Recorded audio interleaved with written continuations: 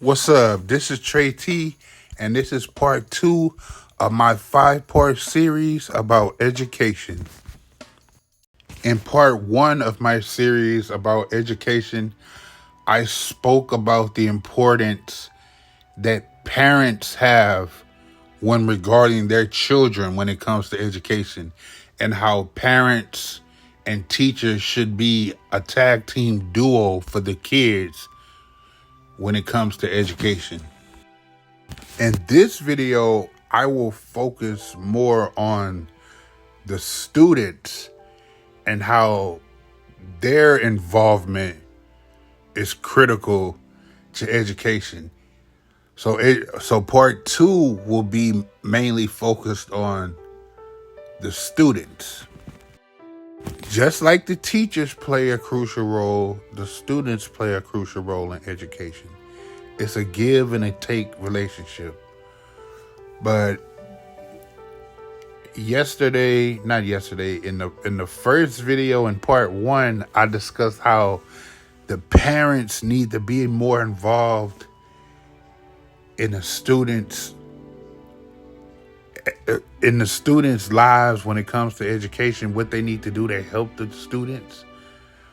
But the students have to do their part also.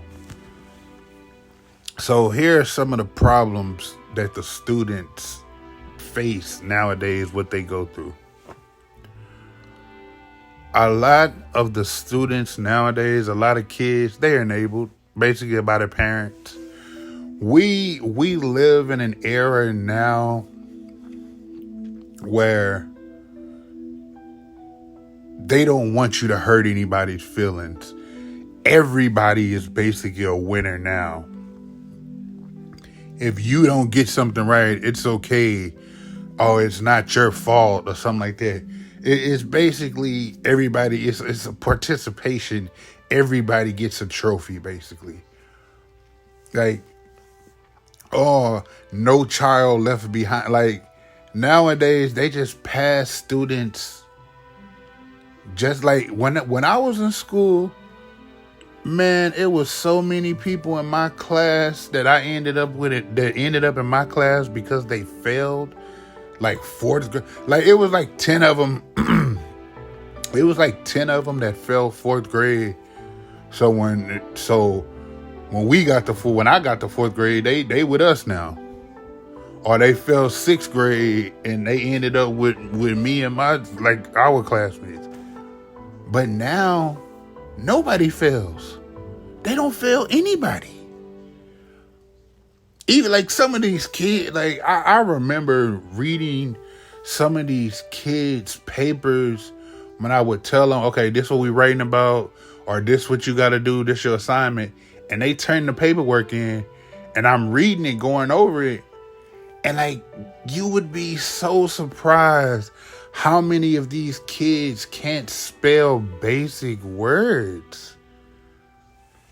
Like, it'd be different if you were having to spell, like, even something like museum.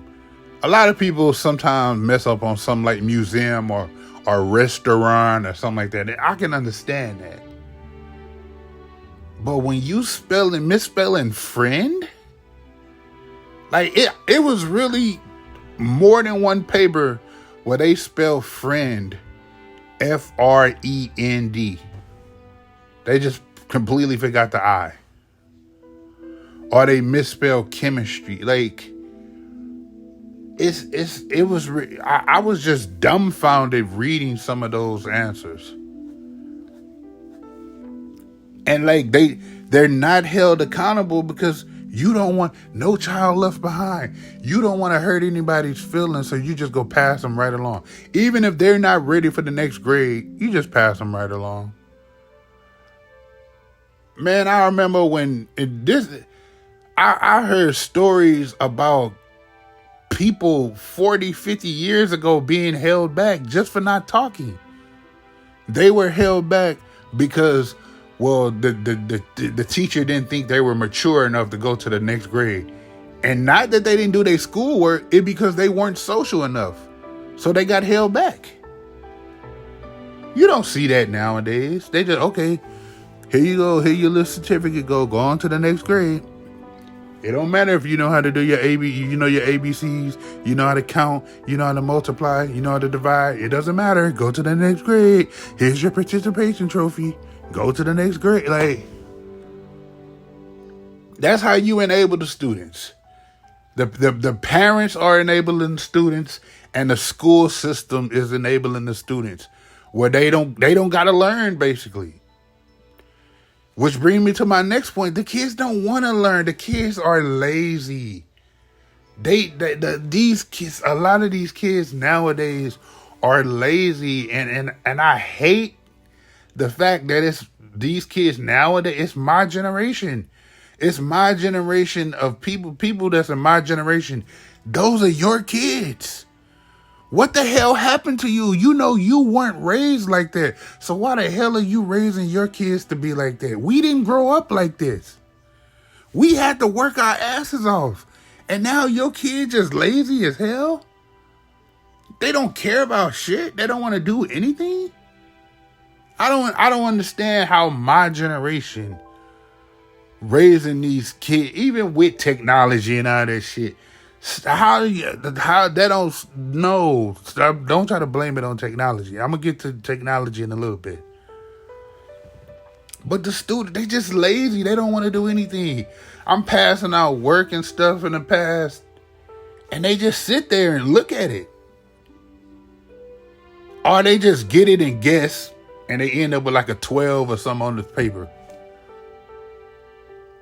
And then when they fail for the 6 weeks or fail for the year, they don't care. They don't care.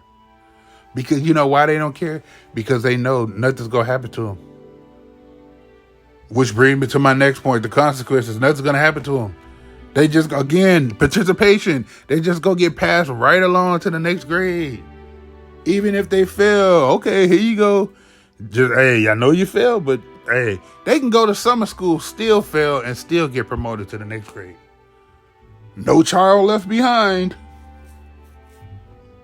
Like, that's ridiculous. Like, when I was growing up, if you failed, your ass better go pass in summer school, or your ass go be back in the 6th grade again. You go back in the 7th grade again, 8th grade, 5th grade, all that. 9th grade, like, they don't care. They don't do shit to them now if they fail.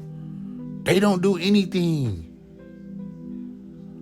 Like, and then these kids, they don't care, so they don't have any motivation. The only thing they motivated by shit like Fortnite and TikTok and all this other shit, this technology shit. They motivated by shit like that. That's what they care about. Shit like that. They rely. It's too much focus on technology, and technology can be a blessing, a godsend, great thing, but it can also be very harmful. Because a lot of kids, they don't even go outside anymore. They want to stay in the house playing PlayStation and Xbox and Nintendo Switch and playing games on their phone instead of going outside and playing football, playing basketball, playing baseball, playing soccer, riding bikes, going skating and stuff, rollerblading, they jump rope. They don't want to do any of that. It's like the only ones who really still do that are like little bitty kids. Like me, we used to play basketball, we used to play football. I played Little League baseball, Little League basketball. I didn't play Little League football, but I played like middle school and high school football. These kids don't do anything. Like we used to, okay, we be in school, hey, we go play basketball at school. We could go to the park at the school, play basketball, or we go play football. Like, that's what we did. We made plans during school. Hey, we go meet up over here to play so-and-so. They don't do that anymore. They want to be making TikTok videos on Snapchat or Instagram, spreading rumors and stuff, or doing TikTok challenges where they are threatening people and bullying people online and threatening to shoot up the school and shit like that. All that type of shit is a game to these kids. They don't care. Like, they have no empathy. They don't care about shit. That's why you see so many of these school shootings. Like, the people, because they don't feel anything. These kids do not feel anything. Like, when I was working in education, during those years I worked in education, it was about 3 or 4 kids over that 10-year period that passed away. And a lot of the kids, they didn't even really show empathy for their classmates that passed away. Some of them did, but a lot of them didn't. They made jokes about it. Oh yeah, I bet so-and-so wish he could do this now. I bet he wish he would have been able to do this. Like, it's a joke to them. It's no empathy. It's no remorse. I just don't understand why these kids, they don't care. It's like it's numb to them. None of this stuff affects them, basically. And like, you got some who think they so big and so bad, when you really like something, like, in a lot of cases, kids who act out like that, something is going on at home. Something happened to them. That's why they lash out like that. They act out. That's why the age-old saying, hurt people hurt people. That's where that aggression comes from. Something more than likely happened to them. Like, they don't have any respect. These kids, like, yeah, you see so many videos of like substitute teachers and stuff and regular teachers where the kids putting their hands on them or yelling at them, screaming at them, hanging up the phone. Like, I saw one where the lady tried to call the parent or call the office or somebody, and the kid went up there and hung up the phone. Like, that's what it is now. They don't care. It's no fear because, again, it's no consequences. They don't care. Like, until they get older. See, when they get older, then they go learn about them consequences then.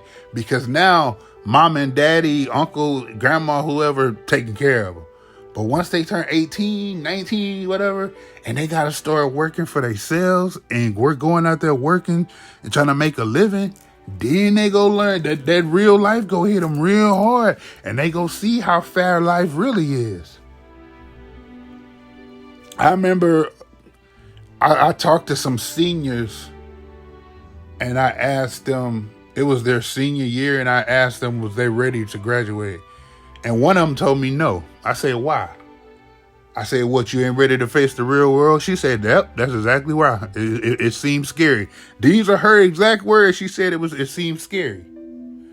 I said, yeah, that real world, hey, it's a dang, because you out there on your own. It's you got to take care of your business. You may have some family and friends that may help you, but they ain't gonna help you with everything. It's gonna be up to you to take care of your responsibility. And one of the last things I'm gonna touch on, when I was in school, we had, you got life skills. Like, I didn't really know the difference between like special ed and life skills and stuff. Like, the life skills kids are the ones that basically, they can't do anything. A lot of them, they can't speak. A lot of them be in like wheelchairs, and unfortunately, and it breaks my heart, they don't have a long life expectancy. The life skill kids, most of them, they don't live to be like over like 30. Some of them may barely live to be like 20. Now, the SPED kids, the special education kids, those are the kids that need extra help. They have like a learning disability. They're classified as like learning disabled. They have a learning disability. They need extra help. Something like, it used to be like they used to get like modified tests instead of A, B, C, D. They would just have like A and C or A and B or something like that. But it seemed like nowadays they classify everybody as learning disabled. Like, it's so many kids that, oh, well, this person, and I feel like some of them people may need that. But again, I feel like a lot of these kids are lazy. Because when it comes to playing video games and stuff, oh, they can learn the rules and learn the dances and learn all that other extra shit when it comes to video games and sports and all that. But when it comes to schoolwork, oh, they don't got, oh, well, they have ADHD. They don't have the attention span to pay attention. So we're going to classify all of them as learning disabled. And they know it. The kids know it. So they'll barely do any work because they know they can't fail, because they'll be like, well, I got a disability, so you can't fail me. Like, trust me, those kids know it. Because the fact that so many of them get diagnosed like that and labeled that at such a young age, it's not like, okay, they get 15 years old and boom, they classified as having a learning disability. No, they do that shit to those kids when they in like first grade. Oh, well, Timmy has problems reading, so he has a learning disability. Maybe Timmy just lazy. Maybe Timmy just don't want to do the work. Timmy don't want to do the work, so we just go classify him as learning disabled. Having a learning disability. But like I said, again with the consequences, even with their extracurricular activities, their electives in school, like some of them play sports, football, basketball, soccer. Some of them are in the band. Some of them are in FFA and welding and mechanics and stuff like that. They don't even care enough if they fail those classes. That just shows, like, again, they don't care. That's the mind state of these kids nowadays, unfortunately. And something got to change. The parents got to step in. Like, parents, step in. Your kids need your help. Because this is not normal. For you to already basically give up on life like this and not care about anything when you already only in like third grade. Like, fix that shit. Parents, you need to be more aware. Fix this shit that's going on with your kids' lives. Don't enable them. Don't let them take the easy way out, because some of them are just lazy. Force them to have to, don't quit. Teach them self-esteem. Teach them self-assurance. Like, teach them that. Teach them not to give up and quit when they think something is too hard. And then teach them, if you finally do something that's hard, it's gonna feel better. You accomplished something that was hard.